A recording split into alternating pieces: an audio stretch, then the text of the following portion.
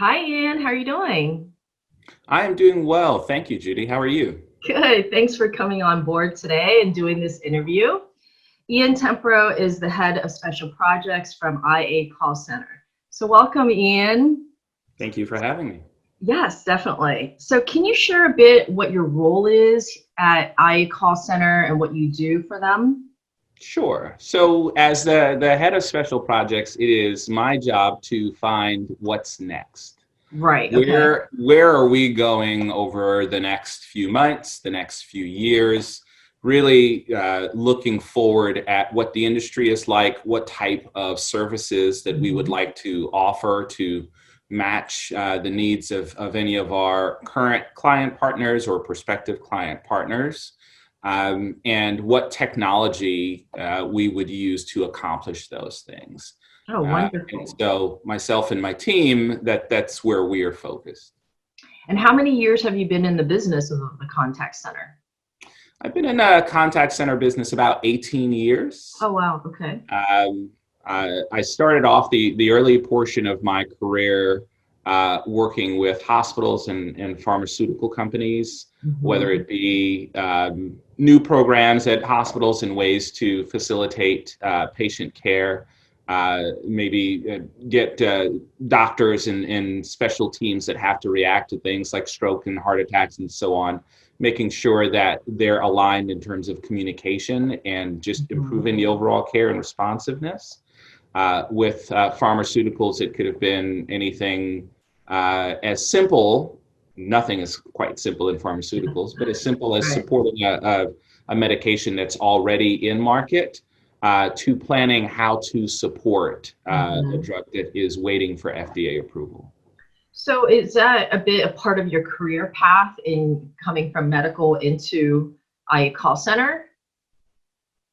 Yeah, it's all along the line of communications and facilitating communications and finding interesting ways to make sure that getting in contact with someone is not a barrier to good service. Right. Even with hospitals, they are patients. We are patients when we go in, but Mhm. we are lucky enough, most folks in the United States, where you may have a choice Mhm. as to where you go. So there's definitely a business aspect to Yeah. healthcare as well as Yes. we know. So. That's great. So for IA call center, what would you say are the major differentiators? Because there's so many to choose from. Why would a client come to you? Well, there are a number of different reasons. Mhm. One, I would say longevity. We've been Okay. in this space for over 50 years. We're a Right. family-owned business, and so multi-generational. Mhm. And so we have been around. We have seen things. We've done things, Yes. and we have figured out and problem solved in ways that boost the way that our customers assist their customers. Mhm. So when it comes to new ideas, implementing new products and so on, and new services, that's something that we are used to. There's also a level of flexibility. As I said, we're always willing to try new things and look at innovative ways that we can help our customers who we really consider partners. Mhm. And I think that really puts us ahead of many of the folks that and even other contact centers that I come in contact with, where it is basically you do it one way. We have a tried and true method. Um, Right. that's actually one of the reasons I joined Insta Answer, is because I wanted to really push against Mhm. the idea that you can only handle your contact center or your customer service experience in one Right. particular manner. Um, And as we've learned, there are many different ways to skin the cat. Got it. So just to clarify, so the listeners don't get confused about IA call center and instant answer, is IA call center like the umbrella company or? Insta Answer is the umbrella. IA Okay. Call Center is the specific brand to which we operate. Okay, great. Thank you for clarifying that. I'm sure they're going to be wondering, why are we talking about two different companies now, right? So, What types of service does IA call center provide? Just A general whole services. Uh-huh. a whole host of services, Right. to be honest with you, whether it be your basic, if you're a smaller business, you may be looking at just looking at a virtual receptionist style, or perhaps you are now you're a small team and you're about to launch a product and you may just need some product support there, Mhm. all the way up, scaling all the way up to full-on BPO support, where we may support a wide range of products, or we may support your entire business from a customer service perspective. And that includes taking phone calls, answering emails, responding to web chat, so on. So is that the definition of what omni-channel services is? Yes, that is Okay, the good. exact Yeah. definition. Just Okay, being able perfect. to communicate with potential customers and partners on multiple fronts simultaneously. Mhm. Got it. How would you say you approach clients, or what is your philosophy for customer care? It's there are a couple of philosophies out there, a couple of implementations of our philosophy, but really it is, how do we reduce the friction when it comes to assisting our partners' customers. Mhm. And so we look at their model and we look at ways that we can help. If there are particular things that we can do based on our experience, based on our Mhm. wealth of experience, then we may make suggestions. Mhm. Other times it's really just a matter of, can we execute what they're looking for, a very specific task or a very specific plan. Mhm. They may just need us to fit into one particular role. Though many of our clients, we start in one role for them, and we work to assist them on a number of different levels. Got it. What would you feel is your greatest strength? Flexibility, Mhm. and our team's depth of knowledge. Well, we come from many different parts of the industry. Right, We do have one common goal, which is serving the customer. right. Uh, and we're not closed off to how to get it done. Got Always. it. And what would you say are your top three accomplishments so far? Well, if we were talking about any other year, that Yeah, I think you could kind of wrap it all up in your I 18 would, years. Yeah. yeah, I would be thinking about the length of time that I've been in the industry, and Right. some of the interesting things that I've done. But specifically for 2020, I would say it's really helping our customers. The way that business is done has Mhm. changed, and our goal has really been to help our customers migrate over to a new way of doing business. Mhm. And much of that is doing business remotely, or working and using the cloud as a way to help augment services. And so really trying to help especially our smaller partners stay afloat Mhm. with new ways of tackling problems that, to be honest, their business may not have been built for. So that's one. Two is really then extending to folks who work with us, our employees, and the fact that we ourselves have to navigate through COVID when it comes to the health and safety of our employees, the security of our partners, as many of our employees move to working from home. Mhm. So those are two really, for me, really big challenges that I think that we have done well at this year. That's wonderful. Thanks for sharing all that. Thank you. Um, what would you say is the biggest challenge you had to overcome in your experience? It could be Again, any. Mhm. just thinking about this year, Yeah, I mean, it could be scaling. any year too.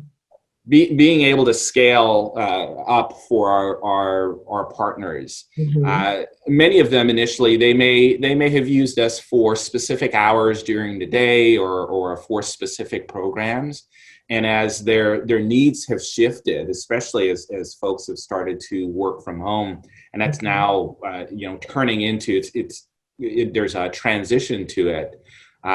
Just our ability to scale up to help support those partners, where we're moving from perhaps we had a team supporting them of 2 or 3, and now we have a team of 30.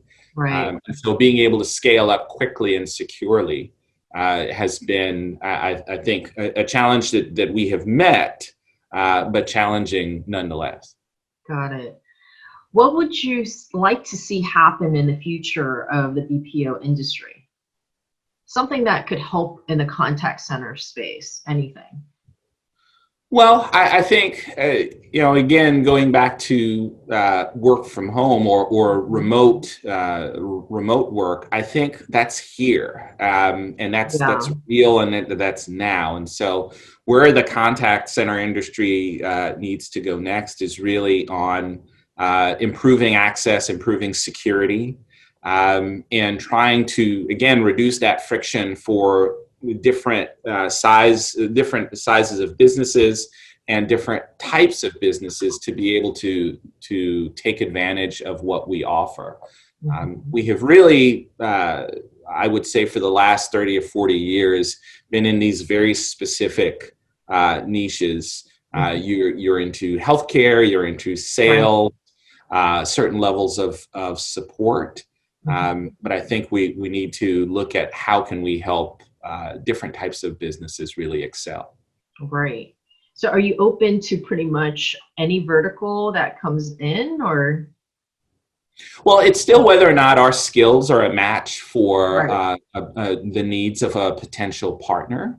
Right. Even if we're not able to help just based on whether it may be a resource or a skill set, Right. we still want to make and give recommendations to anyone that we speak with. But yeah, we remain open and Right. flexible. That's good to know. What is the culture of your company, and how does it affect how you lead your team? Ooh, well, the culture is collaboration. Right. Really, that's what we are about. Our entire leadership team Hmm. sort of pushes that mantra, and Hmm. whether it be our newest employee or someone who's been with us 15 or 20 years, the point is that ideas can be discussed, and even protocols or things that we currently work on that we feel are tried and true can be improved, and we need to be open to that. And I think that has really allowed us to I feel to innovate, especially over the last few years where there has been a shift with technology. Got it. So Ian, how has being in business for 50 years impacted the business strategy for IA Call Center? Oh, it impacts us every day because it's a challenge every day. We have been in business that long, and we need to Right. remain in business Right. another 50 years. That's a So good we point. are always thinking about the decisions that we make now. How Mhm. do they affect or lay the groundwork for what Mhm. we do in the future? It also means, as I said earlier, that we have seen some things. And so it gives Right. us a certain depth of experience Mhm. that we can draw upon. And just, this sort of ties into your last question about culture. Right. We want to encourage members of our team to stay with us long term. Right. Because you keep stacking that depth of knowledge, and you have in sports they say you need a deep bench.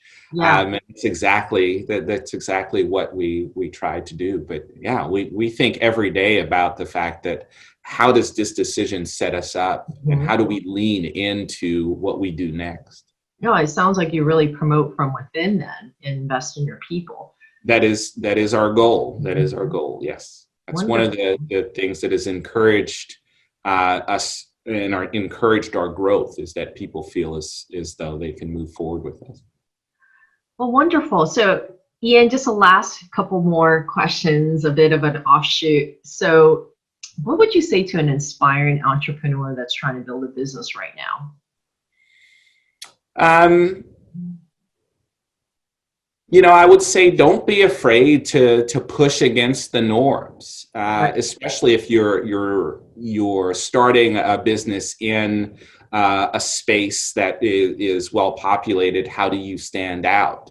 Hmm. You can stand out with a new exciting product, with a new exciting service. But the truth is that don't be scared to look at different Hmm. ways Right. to accomplish your goal. Right. Um, I would say the other thing is as you get started, um, look internally. Hmm. Look internally at the folks whom you work with Hmm. for ideas. They know your business, Hmm. and so ask them. Hmm. How can we improve? The Right. best ideas don't necessarily need to come from a high paid consultant outside of your industry.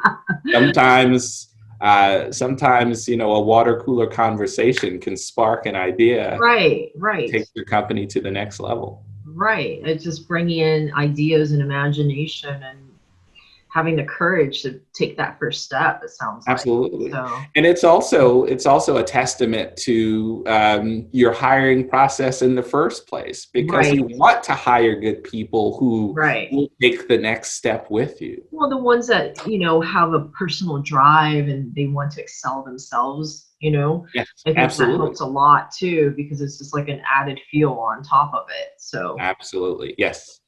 and my last question is, do you have a specific message for the world? Sure.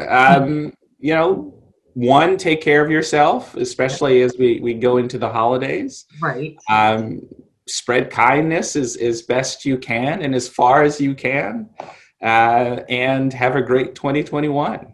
Wonderful. Thank you so much, Ian. I really enjoyed interviewing with you and talking with you. And we definitely got a scope of what IA call center is about and the kind of services they provide in the contact center space. So thank you again, Ian, and Thank you for we having will me. see you next time. Thank you. Take care. Thank you.